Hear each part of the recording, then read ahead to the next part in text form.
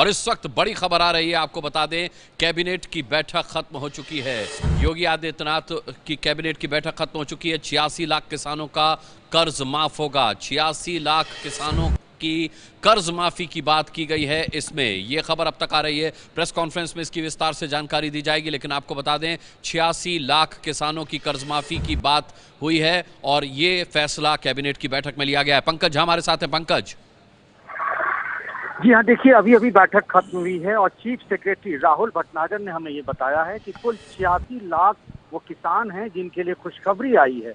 खुशखबरी इस मायने में कि उनके 1 लाख, जो हम बार बार बता रहे हैं कि 1 लाख रुपए तक के लघु और सीमांत किसान के कर्ज माफ किए गए हैं और इस दायरे में कुल 86 लाख किसान आ रहे हैं। इसकी जानकारी यूपी के मुख्य सचिव राहुल भटनागर ने एबीपी न्यूज को दी है और इसी बात की चर्चा हो रही थी। 19 तारीख को शपथ लिया योगी आदित्यनाथ ने और आज कैबिनेट की बैठक में ये बड़ा फैसला हुआ है और जिसमें 86 लाख किसानों के लिए अच्छे दिन आने की बात कही जा रही है, जो 1 लाख तक का कर्ज उनका माफ हो रहा है।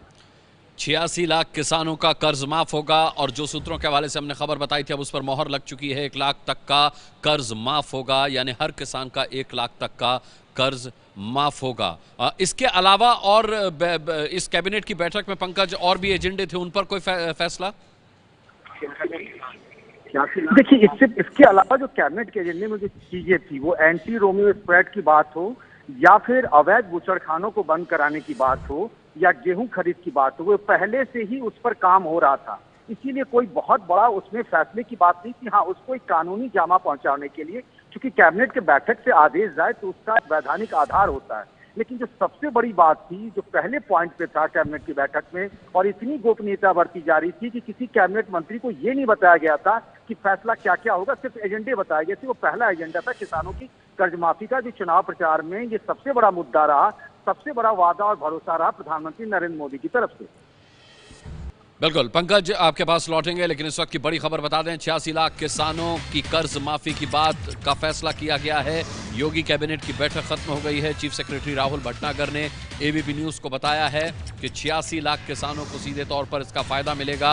1 लाख प्रत्येक किसान पर माफी की बात, कर्ज माफी की बात कही गई है। मुनिंद्र सिंह सिसोदिया साहब, अब सवाल ये उठेगा कि 1 लाख का फिगर तो नहीं बोला गया था, कहा तो ये गया था कि किसानों की कर्ज माफी होगी, छोटे किसानों की। तो इसमें 1 लाख में तो मध्यम किसान और गरीब किसान सभी आ जाएंगे, सभी का कर्ज माफ होगा। हाँ, मध्यम नहीं, सीमांत किसान मध्यम किसान में तो फिर राजीव त्यागी जी आ जाएंगे। गरीब किसान और भी लघु किसान सभी आ जाएंगे। लेकिन इन किसानों में ऐसे तमाम किसान हैं जिनकी कर्ज की रकम 1 लाख से ऊपर की है, वो क्या करेंगे? अब वो तो आगे देखेगी, अब अगली कैबिनेट बैठक में तय होगा, जो भी होगा अगली बैठक का। ठीक है, राजीव त्यागी जी, खबर पर मोहर लग गई है 1 लाख वाली में। 2009 में जब हमारी सरकार की 9,000 करोड़ का किसानों का कर्ज माफ किया, 64 लाख किसानों का। अब 86 लाख आपने क्या किया वो छोड़ दीजिए, अब ये जो आदित्यनाथ योगी सरकार ने किया है उसके बारे में, उसके इम्पैक्ट के बारे में बात रहा हूँ। अब 8,600 करोड़ रुपए माफ हुए हैं, मतलब हमारी सरकार के मुकाबले 400 करोड़ रुपए कम माफ हो रहे हैं सरकार किसानों के, जबकि 2009 में, मतलब 7 साल पहले किया था हमने ये काम।